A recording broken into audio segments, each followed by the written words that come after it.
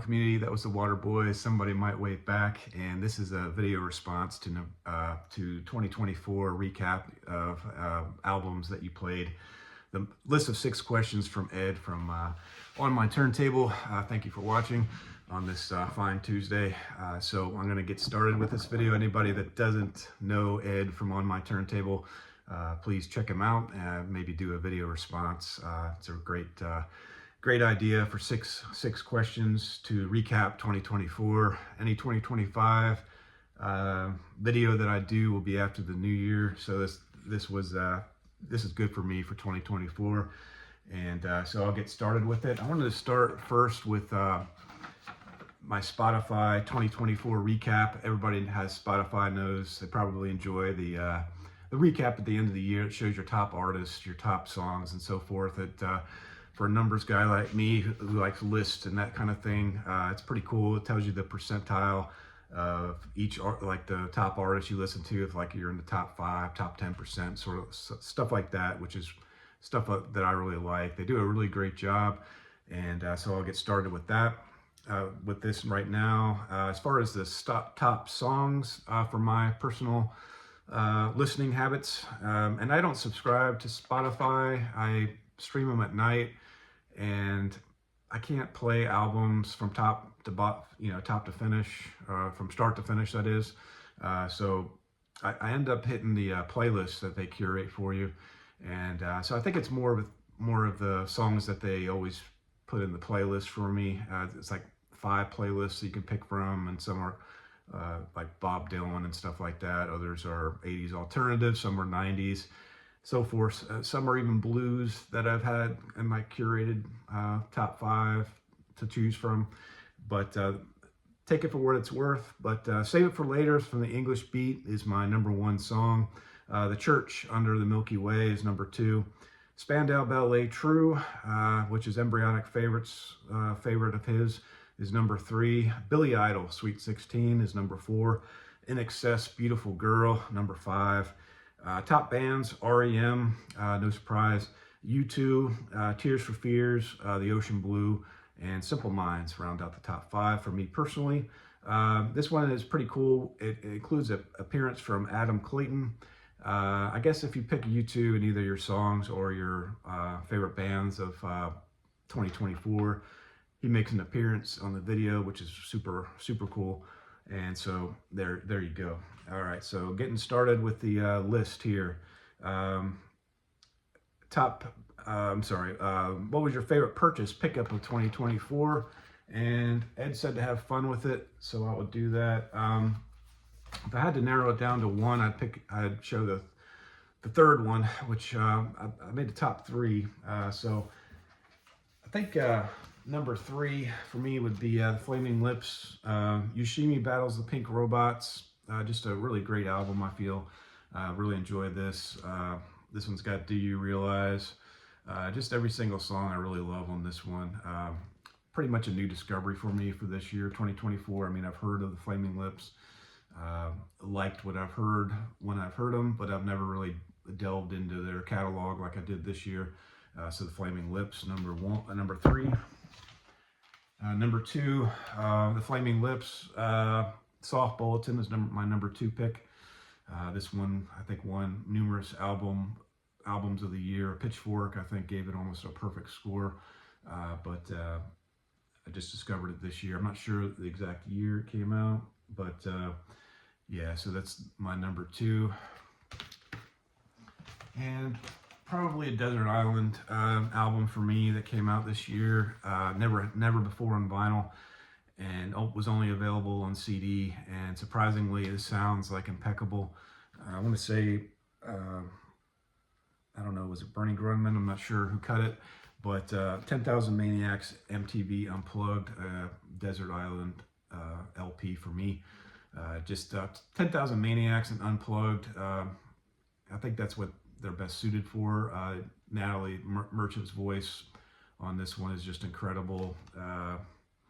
Yeah, the ones I like, I mean, it's got the hits. It's got These Are the Days, Eat for Two, Candy Everybody Wants. Those are the hits that everybody knows.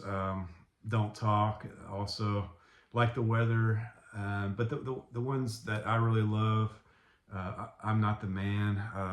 The ending track on side one is just super. And then Jezebel, Because the Night, Patti Smith original version of that. Stockton Gala Days, Noah's Dove. It's got 3 bonus tracks that wasn't even on the CD, I believe. Correct me if I'm wrong in the comments if I'm wrong on that. But from David Byrne of Talking Heads, I think it's the last 3 songs. Let the Mystery Be, Dallas, and Jolene. I really enjoyed those. The whole album, just spectacular. It's very quiet, sounds great on my turntable. One of the best sounding LPs that I have, I feel. And that's 10,000 Maniacs MTV Unplugged. All right, and then what purchase pickup in 2024 have you played the most? And by the way, Brian from Embryonic Robot does not like Spandau Ballet, true. But the Waterboys at Pagan Place would be my answer to number 2. That's the one I played the most. I think I got it early in the year, so that's why I maybe played it the most, spun it the most. Just an outstanding album. That one I played in the beginning of the video. Hopefully I won't get taken down, copyright issues or whatever. Like the Death Cab for Cutie, I had some trouble there. I had to remove the video at the end. But yeah, at Pagan Place would be my number 2 answer for the most spun. Just a great album. This one's got Red Army Blues as well. Also has Church Not Made of Hands. Just super, super. All right, what purchase this year really surprised you, good, bad, or otherwise? And so on the good side, Luminous, The Horrors. I could have listed this for new artists discovered. Yeah, so Luminous, The Horrors. The Horrors is the name of the band. Luminous is the name of the record. Sort of like a shoegaze type band, but just outstanding layered music, a wall of sound. And 1 second. Yeah, so I had to pause it, so I'm not sure where I left off. But anyway, the Luminous, The Horrors would be my most pleasantly surprised. And there's a picture of the band right there. So that's most pleasant. And I guess there's 2 records that surprised me in a negative way. First of all, Emerson, Lake and Palmer. I do enjoy the album I have in my rack. I think it's self-titled. It's got Lucky Man on it. I do enjoy that album, but I can't get into Pictures of an Expedition. I don't know if I'll keep it in my collection or purge it or whatever, but I just gave it a few chances. I can't get into it. I guess it's too proggy for me, and so I would put this on the list. It's got a nice gatefold on it with pretty cool art exhibition type gatefold, but yeah, I can't get into that one. And then the next one will be Steve Perry Traces. You know, I have the Journey's Greatest Hits. I'm probably okay with actually I want to get Frontiers as well. But I'm happy with the Journey's Greatest Hits. I'd like to get maybe Greatest Hits 2. And then I already have Greatest Hits 1. I'd like to get Frontiers. But that's probably all I need for Journey. But then Steve Perry came out with Traces. Now I got this on Whatnot for $5. VC vinyl. If anybody does the Whatnot thing, they probably know about VC vinyl and their $5 sales. And this one is one of them. It's got the Lintricle, the 3D cover, but I don't know where I put that. It's actually not the cover. It's like a sheet that goes over it, but I misplaced it. But anyway, I don't know if I'll show it in the video anyway. But it's got, it's a gatefold 2 LP, and there's Steve Perry there. But I think he lost something in his voice. The music style is just not something that attracts me so far. My wife hasn't listened to it yet, so definitely not going to lose it because just a great purchase that I made on this one. All right, and then what new artist or band did you discover in 2024? And I have Sirius XM, so I think it's channel 28. I forgot the name of the channel name. But Maggie Rogers I heard on numerous times on that channel in my car. And this one was also in VC vinyl, $5 sale. And for $5, you can't beat it. Let me see. Is this colored vinyl?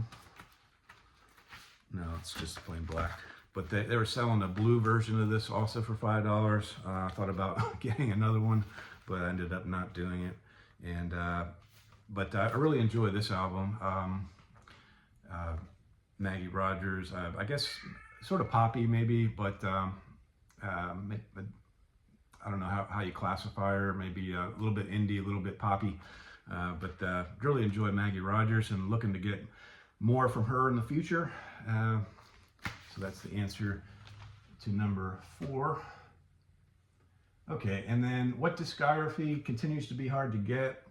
And I'm gonna go on the vinyl aspect of hard to get, and that's Toad the Wet Sprocket. I have, I think, 4 or 5 albums from the band. This is the first one I picked up that I found, so I just pulled this one out. Toad the Wet Sprocket, this is the greatest hits, but they're very damn near impossible to collect them on vinyl. I think a lot of the records aren't even on vinyl, and the ones that are very limited and very expensive, like over $100. And so they had a box set at one time, and you know, had I been collecting vinyl records during that period of time when it came out, I definitely would have snatched it up. But I don't know if they're planning to reissue anything from this band on vinyl, but darn near impossible to collect, I feel, unless you collect the CDs, which there's nothing wrong with doing that.